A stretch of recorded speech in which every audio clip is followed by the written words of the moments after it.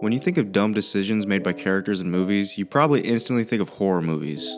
Which is pretty valid because unless you're watching You're Next, then the characters are all making the most stupid and senseless decisions possible. Let's hide in the attic. Why can't we just get in the running car? Let's hide behind the chainsaws.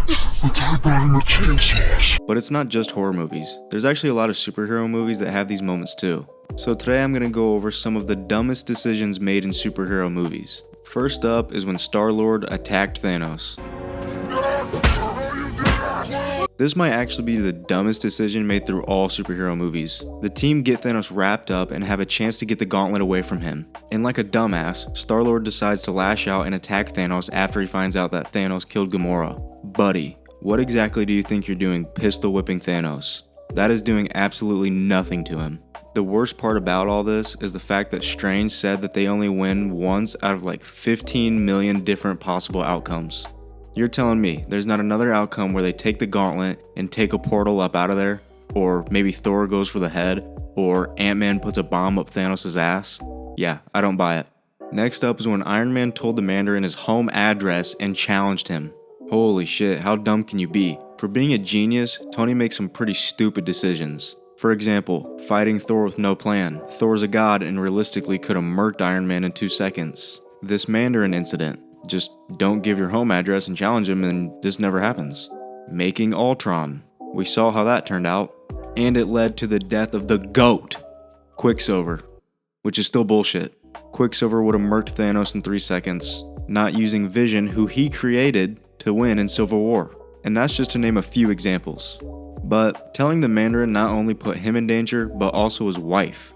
And then he wasn't even prepared. If I told a terrorist my home address, then you better believe I'm strapped up like Michael in that Legion movie. You're gonna need this.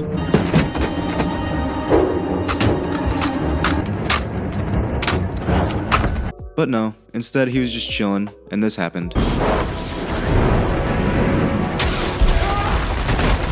Next up is when Barry Allen turned back time in The Flash. It was already shown that Barry has accepted the tragedy of his past. This was shown in the Zack Snyder cut of the Justice League. But in this movie, for no logical reason, Barry is back to not accepting his past, so he decides it would be a good idea to save his mom and prevent his dad's imprisonment. And he talks to Bruce before he makes this decision. Bruce tells him how terrible of a decision that it is, how something as little as stepping on a blade of grass could have serious consequences, and how their past defines who they are now, and how Bruce himself has made a lot of mistakes, but he's learned to live and learn from them. But all that shit goes in one ear and out the other for Barry, and he decides to travel back in time anyways, creating an alternate timeline, or the Flashpoint. But guess what? The dumb decisions don't stop there. He gets knocked out of the time travel sphere thing and lands in the past, and he knows he's still in the past, and yet he decides to stick around and continue to mess shit up.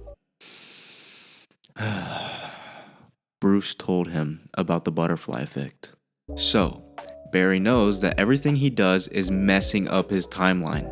He interacts with his mom, his dad, his past self, his friends. He visits, everywhere that he can. And there's so much more that he does before he decides to actually travel Back to the future! I'm rambling a bit too much on this, and this isn't even a quarter of the dumb decisions that Barry made in this movie, so I'll save this for another video. Let's move on. Next up is Batman not killing the Joker. Batman is arguably one of the smartest heroes of all time, so you'd think he would know better than anyone that the only good Joker is a dead Joker. This guy kills hundreds, thousands, hundreds of thousands of people, and Batman never kills him. Just imagine if Batman finally grew a pair and hit Joker with this.